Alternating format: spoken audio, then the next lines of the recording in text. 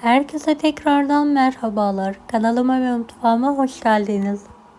Öyle bir yöntem ile geldim ki koku yok, tava kirletmek yok, nar gibi şıtır şıtır hamsi nasıl kızartılır onu göstermek istiyorum bugün sizlere. Tarifimizi ilk olarak balıklarımızı temizleyerek başlayalım. 1,5 kilo hamsim var. İlk olarak hamsilerimizi temizleyerek başlayalım. Daha önce hiç balık temizlemesini bilmeyenler için bu kısmı kesmeden sizlere göstermek istiyorum. Balığın kafasını kopartalım ve iç kısmını parmağımızla çekerek temizleyelim. Evet, tüm balıkları aynı yöntemle temizlemeye devam edelim.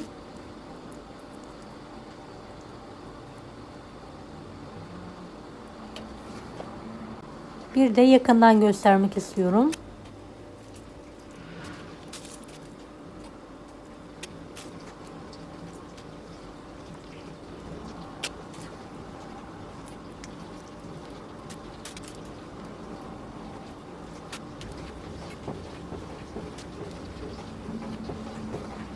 Evet, son balıklarımı da hızlı bir şekilde temizliyorum.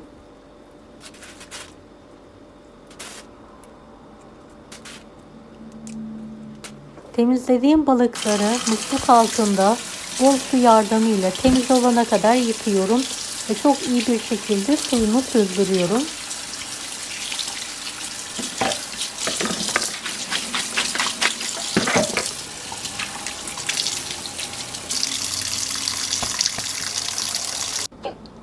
Evet, yarım su bardağı kavrulmuş mısır unu, 2 yemek kaşığı buğday unu var. Karıştırıyorum. Tuzladığım balıkların bir miktarını üzerine alarak her tarafına gelecek şekilde unluyorum.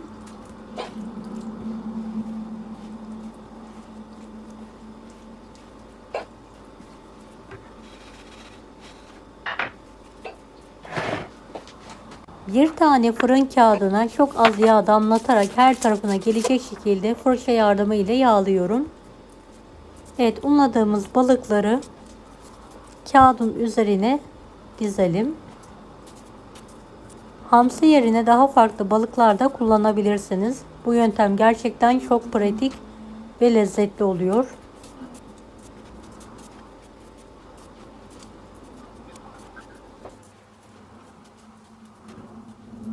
Bir sıra dizdikten sonra ikinci sırayı da hızlı bir şekilde diziyorum.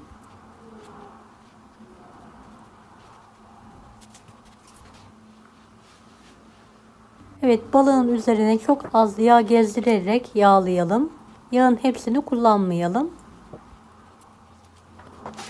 Üzerine tekrardan bir fırın kağıdı alarak kenarlarını kıvıra kıvıra kapatalım. Hava almayacak şekilde sıkı sıkı kapatmaya dikkat edelim.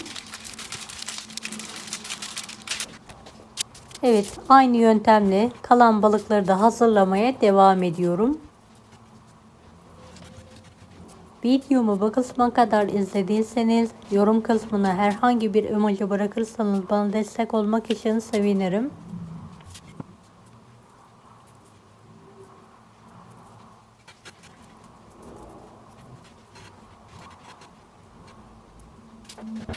Evet, kalan yağı diğer balığa gezdiriyorum.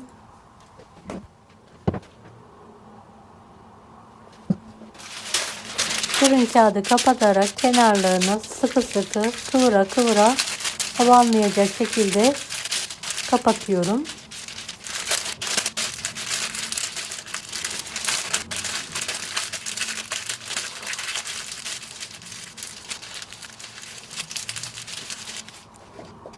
Evet, balıklarımız pişmeye artık hazır.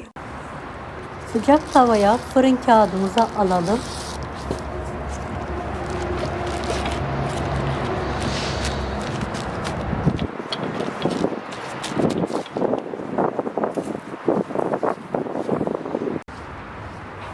Balığın başından hiç ayrılmadan kontrollü bir şekilde döndüre döndüre pişirmeye devam edelim. Bu balık diğer balıklardan daha hızlı pişiyor ve gerçekten de çok lezzetli oluyor. Pişirdiğiniz ocağın harlı olmasına dikkat edelim.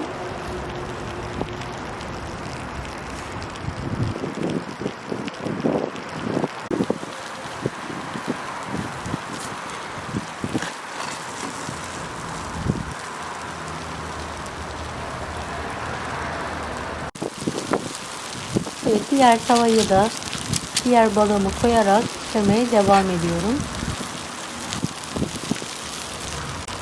Gördüğünüz gibi kağıt kabarmaya başladı. Kabarmaya başlayan kağıdı bir bıçak yardımıyla delelim.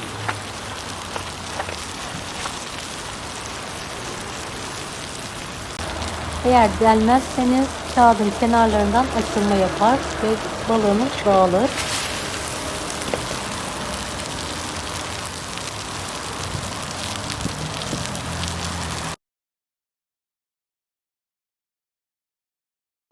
Evet, nar gibi kızaran balığımı bir kapak yardımıyla ters çeviriyorum.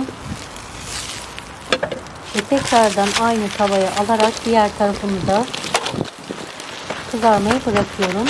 Kabarmaya başladığı anda mutlaka bir bıçak yardımıyla delelim. Diğer tavamı da aynı yöntemle pişirmeye devam ediyorum.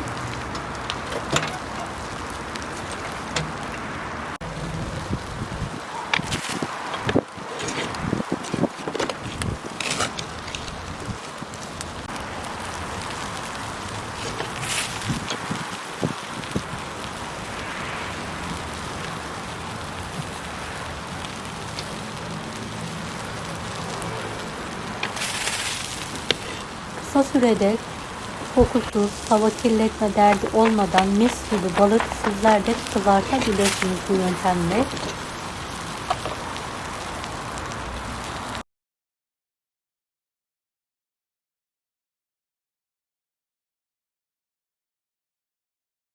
Evet, ilk tavayı kapak yardımıyla ters çevirerek servis tabağına alıyorum.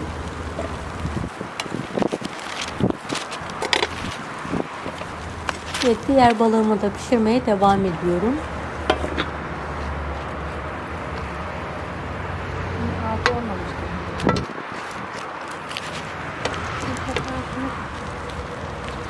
Evet, pişen balığımı kapak yardımıyla servis tabağına alıyorum. Kağıdı biraz keserek nasıl kızardığını sizlere yakından göstermek istiyorum. Nar gibi, mis gibi kokusuz hamsilerin artık yemeği hazır. Deneyecek olanlara şimdiden kolaylıklar dilerim. Kanalıma ücretsiz abone olmayı unutmayın. Bir dahaki videolarda görüşmek üzere. Allah'a emanet olun. Hoşça kalın.